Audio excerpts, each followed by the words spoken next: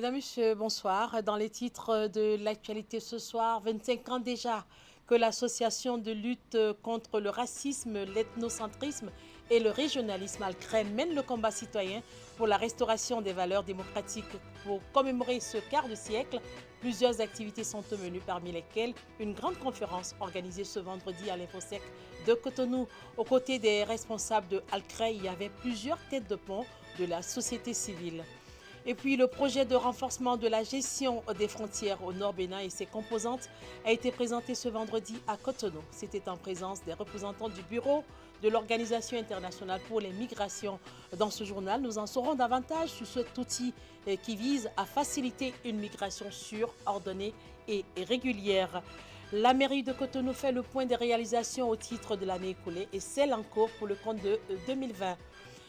C'est à la faveur d'une cérémonie qui a eu lieu au sein de la mairie. À cette même occasion, l'administration municipale a congratulé 32 de ses agents appelés à faire valoir leur droit à la retraite. Mesdames, Messieurs, bienvenue dans ce journal. 25 ans de vie et de combat citoyen pour l'association de lutte contre le racisme, l'ethnocentrisme et le régionalisme, en abrégé Alcrè. Pour cet anniversaire qui marque un quart de siècle de combat acharné pour la restauration des valeurs démocratiques, les responsables de Alcrè ont organisé une grande conférence de presse à l'Infosec de Cotonou. C'était ce vendredi. Une rencontre qui a réuni les têtes de pont de la société civile et qui a permis aux initiateurs de partager avec le public les fruits et les difficultés rencontrées tout le long de ce parcours citoyen. Ils en ont profité pour décliner leurs rêves pour l'association. Le point donc de ces rencontres avec Ulrich Gaba et Deron Pévi. Sécurité des données et gestion efficiente des frontières. Ce sont là deux défis que le système d'information et d'analyse des flux migratoires présenté aux acteurs du domaine par le Bureau de l'Organisation internationale pour les migrations veut relever. Il s'agit d'un outil acquis dans le cadre du projet de renforcement de la gestion des frontières au Nord Bénin.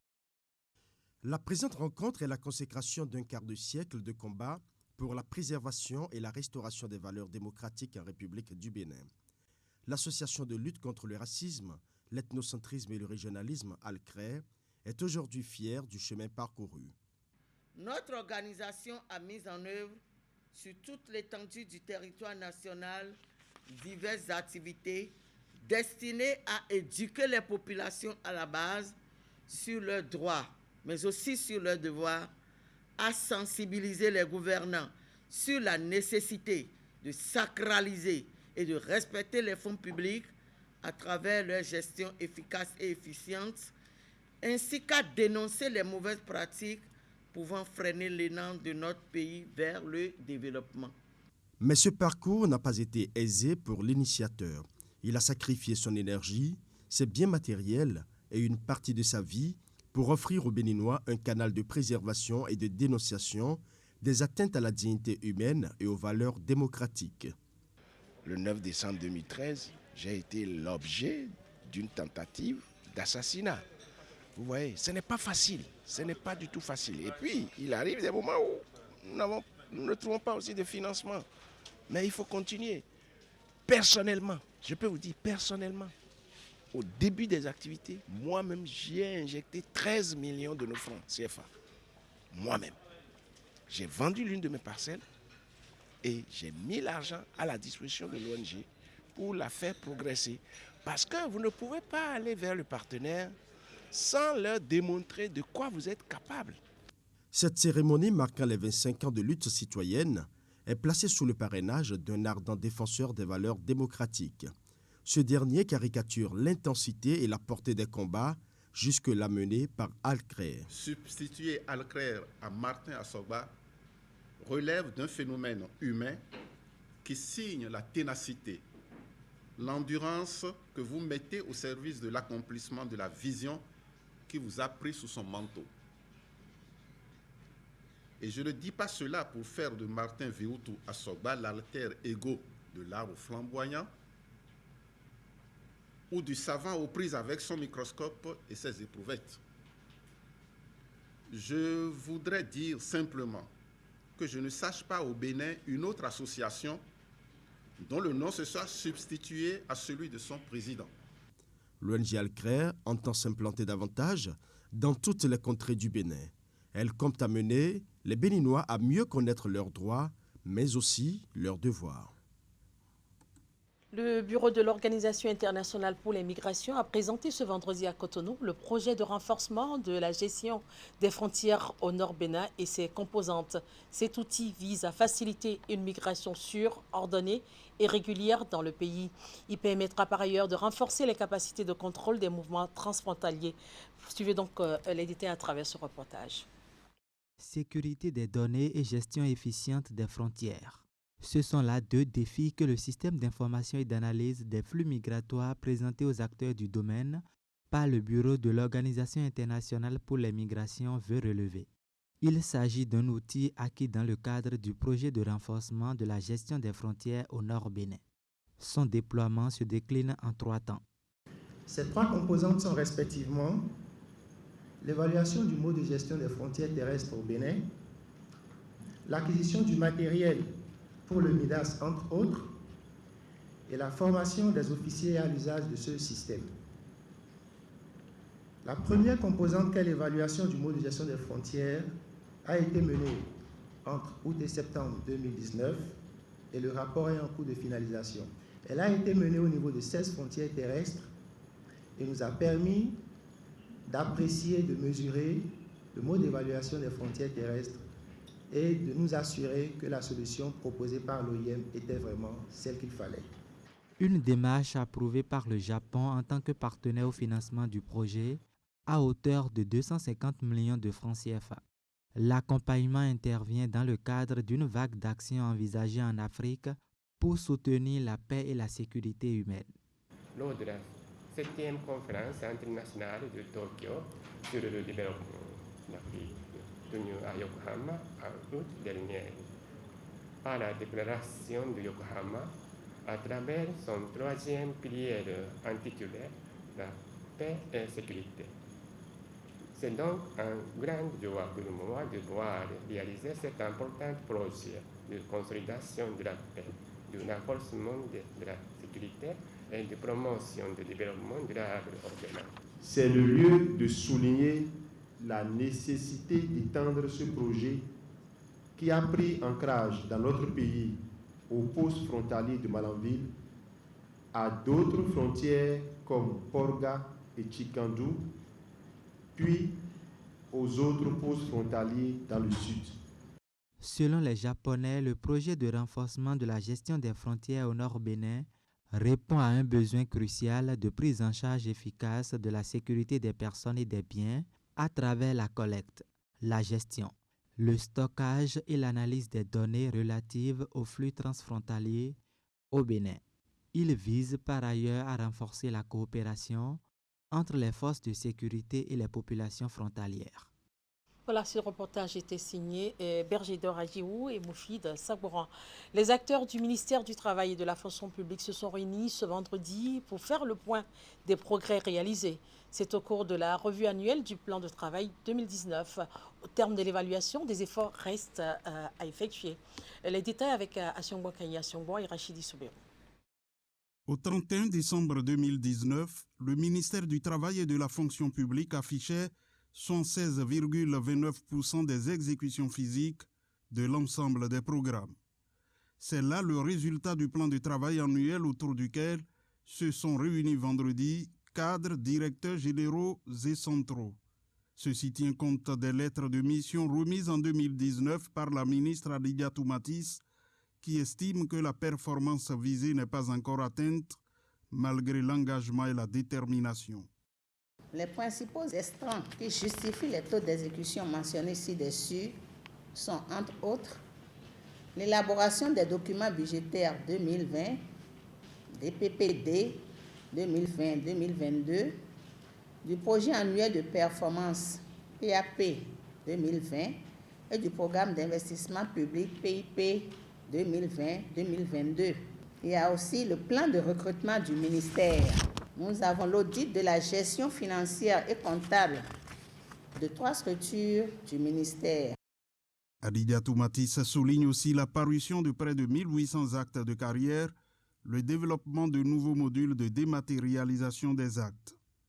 L'exécution financière des programmes s'établit à 78% base engagement et 65% base ordonnancement. Pour la direction de la programmation et de la perspective, les résultats obtenus sont l'œuvre de la ministre qui a évalué le travail fait par chacun. Madame le ministre a évalué tous les directeurs. Aujourd'hui, chaque directeur qui rentre chez lui connaît la note par rapport à tout ce qu'il a exécuté au cours de 2019. Donc les directions ont été classées catégorie par catégorie. Les directions centrales, les directions générales, les structures sous tutelle et les projets.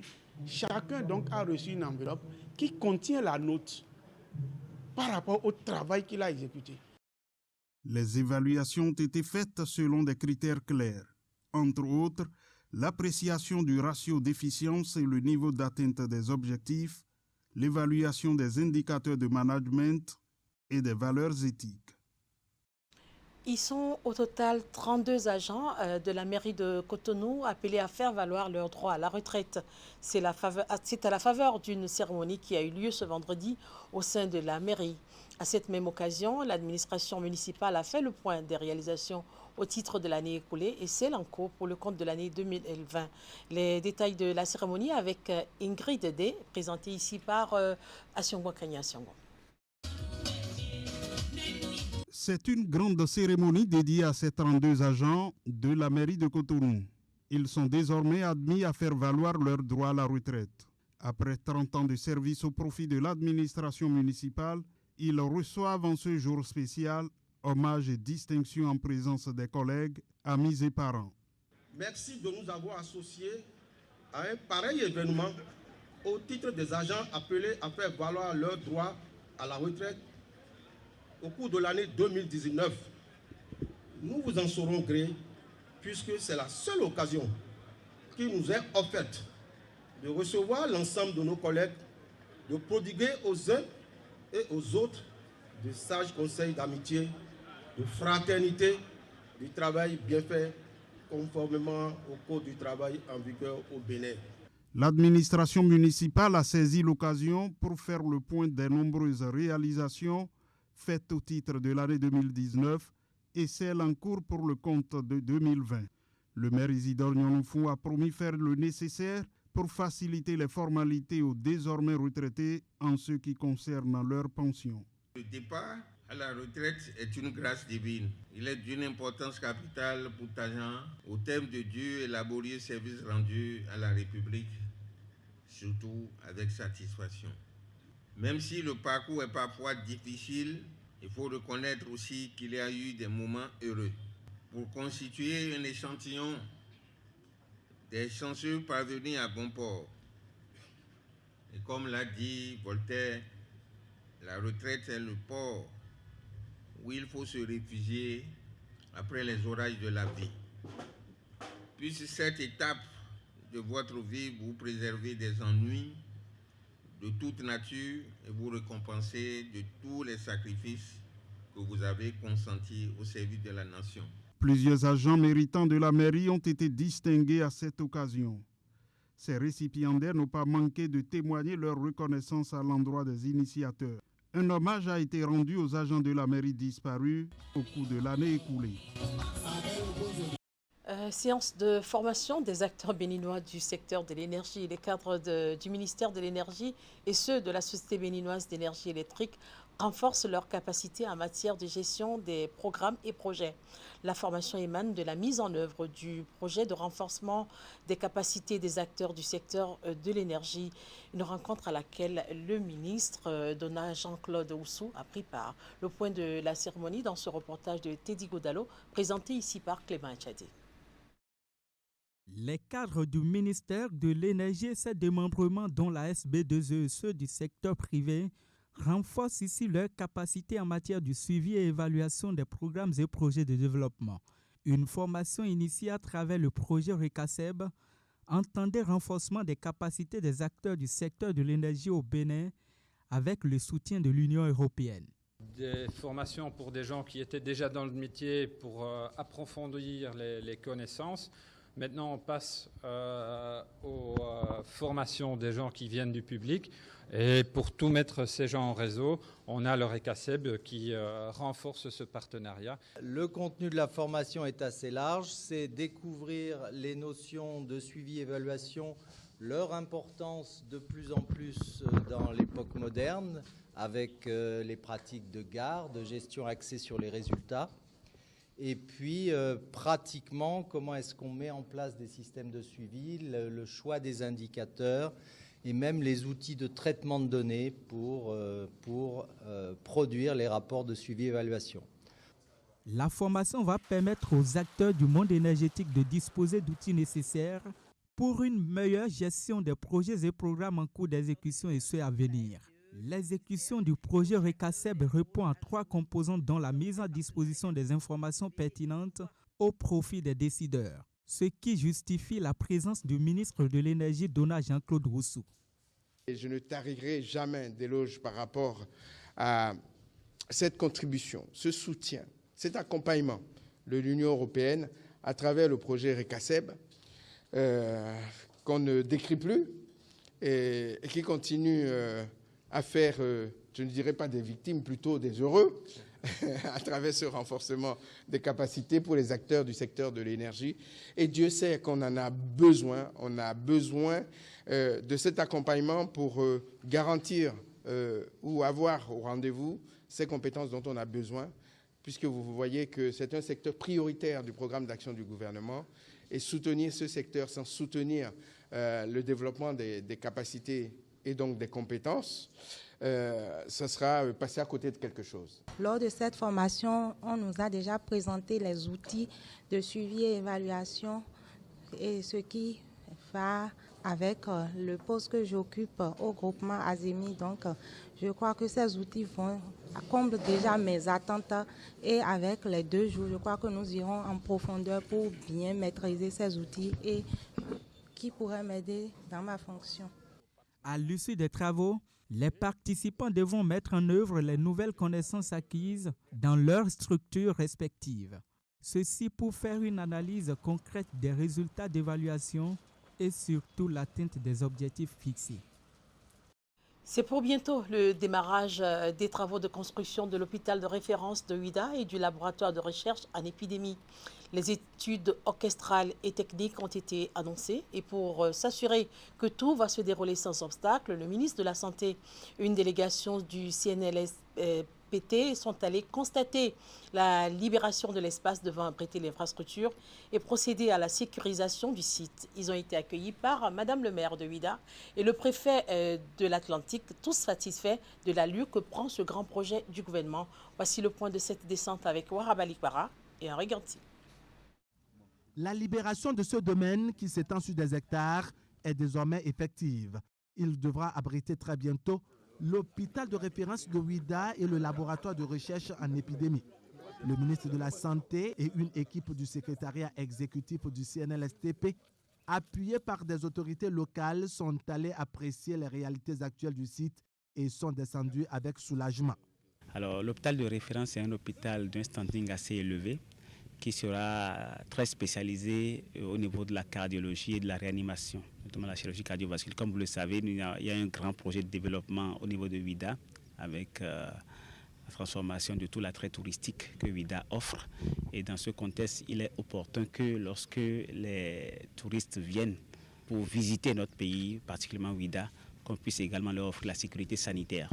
C'est dans cette optique que cet hôpital est un hôpital de haut standing qui peut offrir des soins de pointe pour toutes les pathologies, notamment les pathologies d'urgence qui peuvent se présenter.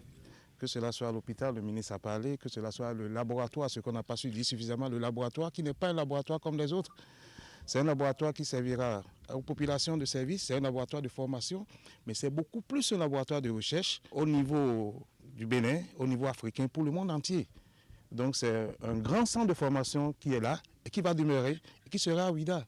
C'est à l'actif de nous tous. Et c'est pour ça ici on remercie monsieur le préfet, monsieur le maire, monsieur le ministre, tout et tout, pour avoir accepté que ça soit implanté ici. Et à travers cela, on remercie le chef de l'État. Le déguerpissement des populations s'est déroulé sans heurts. Celles-ci ont compris le bien fondé de l'initiative gouvernementale et ont sagement plié bagage pour enfin permettre le démarrage des travaux de construction de ce grand centre de santé censé répondre aux normes internationales. Au départ, c'est vrai, on était incompris, mais heureusement qu'avec la sensibilisation, ça qui a duré pratiquement 1 an et demi avec la population pour comprendre qu'il faut absolument qu'elle parte pour qu'on puisse développer le programme d'action du gouvernement. Donc ça s'est bien passé et je voudrais saluer ici vraiment le préfet. Je voudrais rassurer encore une fois, comme l'a fait le ministre et le préfet, que quelque chose sera fait ici au bonheur des populations de Ouidah. Donc quand on parle de santé, on sait comment ça se passe chez nous, mais je pense que c'est un gros problème qui va être résolu au niveau de Ouidah. Aujourd'hui, nous voulons rentrer maintenant dans la phase active. Franchement, je voudrais remercier le chef de l'État. Vous le savez, Ouidah va devenir un grand centre touristique, donc ville historique. On va essayer de développer donc les atouts touristiques. Et vous savez, un touriste, c'est 2 choses, la sécurité, la santé. Je crois que tout est bien parti pour vraiment un Ouidah moderne, pour un Bénin enfin et moderne. Je crois que tout ça, c'est à l'actif du chef de l'État et à son dynamique gouvernement. Un laboratoire mobile est déjà disponible, bien équipé et offrant des commodités irréprochables. Le laboratoire, qui sera érigé bientôt, va davantage changer le visage de la cité des Passais et servira de creuset pour les chercheurs universitaires d'ici et d'ailleurs qui désormais vont choisir la destination Ouidah. Une nouvelle docteure à l'université d'Abomey, Flore Davonou Merento, a soutenu et défendu son travail de thèse ce jeudi. Ce travail de thèse porte sur les rythmes climatiques et les rythmes pathologiques des enfants de 0 à 5 ans dans les départements de Lemay du Plateau, au sud du Bénin. Elle a démontré le lien entre le climat et les maladies qui touchent les enfants de cette tranche d'âge. Un travail salué bien évidemment par un jury international. Reportage signé Tanguy Agoy et Rachidi Souberoum. La conclusion de ce travail est simple. Le climat détermine profondément la santé des enfants de 0 à 5 ans, surtout quand on est en présence de phénomènes comme les inondations. Le champ d'expérimentation, ce sont les 9 communes des départements de Lemay et du Plateau dans le sud-est du Bénin. Zone cycliquement inondée à cause du débordement régulier du plus grand fleuve de son lit. Pour accéder aux réalités à analyser de façon scientifique, il a fallu bien cibler et déterminer les sources d'informations fiables. Nous avons utilisé les données climatiques, les données météorologiques, les données sanitaires, pathologiques collectées dans les registres épidémiologiques des services sanitaires, des centres de santé agréés, complétées avec les statistiques du centre hospitalier universitaire de Lemay. Des informations recueillies, il en tombe d'autres de plus précieuses. Non seulement le climat impacte la santé des enfants ciblés, avec des pathologies répertoriées et désormais mieux fixées, mais il affecte aussi directement leurs parents géniteurs dans une sorte d'induction.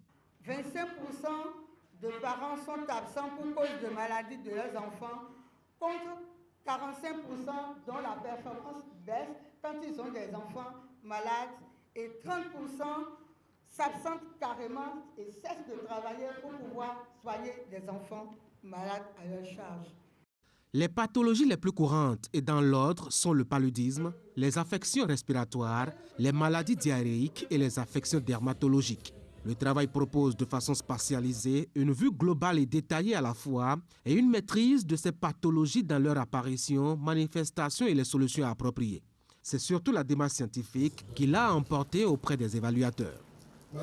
Madame a spatialisé ces pathologies dans leur intensité. Là, les décideurs peuvent se dire à tel endroit A, voilà ce qui caractérise ce milieu-là. La thèse apporte des réponses pour une meilleure gestion de cet environnement-là. Quand vous avez un environnement sain, votre corps aussi est sain et votre esprit est sain également, ce qui permet à l'acteur du développement de jouer pleinement son rôle. La nouvelle docteure, spécialiste de l'environnement et de la santé, envisage de creuser davantage son travail. Elle projette de s'intéresser aux enfants de 5 à 10 ans sur les mêmes éléments. Mais déjà, Flore Davonou Merento veut savourer ces instants uniques, disait-elle, qui ouvrent la voie sur une nouvelle vie. Une cartographie qui renseigne sur les acteurs engagés dans la lutte contre la traite des personnes au Bénin. C'est une étude menée sur initiative du réseau des structures de protection des enfants en situation difficile, qui entendent ainsi s'en inspirer pour corriger les dysfonctionnements qui entravent la réussite du combat contre ce fléau. Le rapport de l'étude est au cœur d'un atelier qui se déroule à Boïcon. Les assises seront aussi l'occasion pour les participants de passer en revue les documents d'actualisation des standards de prise en charge des cas de traite. Plus de détails dans ce reportage de Imet Elena Moussou. Le phénomène est social et aux conséquences dévastatrices. La traite des personnes reste pour le Bénin et pour plusieurs pays de la sous-région un problème crucial. Plusieurs raisons justifient sa persistance et son enracinement dans les différentes localités. C'est pour corriger le tir que le réseau des structures de protection des enfants en situation difficile, RESPESD, a initié la cartographie des acteurs de lutte contre le fléau. Le rapport de l'enquête fait l'objet des débats à cet atelier auquel participent des hommes et femmes des forces de sécurité, des ONG engagés, des acteurs de la justice et de la société civile. Le travail qui nous réunit ici entre dans le cadre de l'amélioration des conditions de lutte contre la traite. J'entends par traite le recrutement, le transport, le transfert, l'hébergement, l'accueil des personnes par la ruse et tout cela pour pouvoir profiter d'eux. Le phénomène est considéré comme la troisième source de criminalité transinternationale, à côté des autres que sont le trafic d'armes et le trafic de stupéfiants. Et une lutte efficace implique une synergie d'action entre tous les acteurs ici présents et même au-delà de ceux ici présents. À ce conclave, les invités vont aussi passer en revue et amender le manuel de procédure sur la lutte contre la traite des personnes dénommé Standard RAO. Ceci va permettre l'actualisation du dit document afin de redonner aux acteurs de la lutte contre le fléau les outils adéquats pour mener efficacement le combat. Au Bénin, le mal a une dimension transfrontalière. Les victimes sont principalement les enfants, les femmes et les migrants. Ces derniers sont exploités à des fins de mendicité, de prostitution, de pornographie ou encore dans les plantations agricoles, les carrières et le travail domestique. Je voudrais nous inviter à étudier, n'est-ce pas, de fond en comble le rapport afin de faire des propositions concrètes que les organisateurs vont intégrer pour que nous puissions, au sortir de ces travaux, avoir un document fiable, un document utilisable pour des résultats efficaces. Ces assises constituent un autre pas du RESPESD et entrent dans le cadre du projet Contribution à la lutte contre la traite transfrontalière à travers la capacitation des parties prenantes. C'est la composante d'un plus grand projet dénommé Appui à la libre circulation des personnes et la migration en Afrique de l'Ouest, financé par l'Union européenne. Soulignons que le RESPESD regroupe plus de 80 organisations intervenant dans la protection des enfants. C'est un réseau créé en 2004 et qui œuvre pour l'amélioration des politiques et pratiques en faveur des enfants. Le RESPESD a notamment permis l'avènement des normes et standards applicables au centre d'accueil et de protection des enfants, ainsi que le Code de l'enfant. Ainsi prend fin ce journal que je vous remercie d'avoir suivi et très bonne suite de programme sur Canal 3. Je vous retrouve demain à partir de 19h30.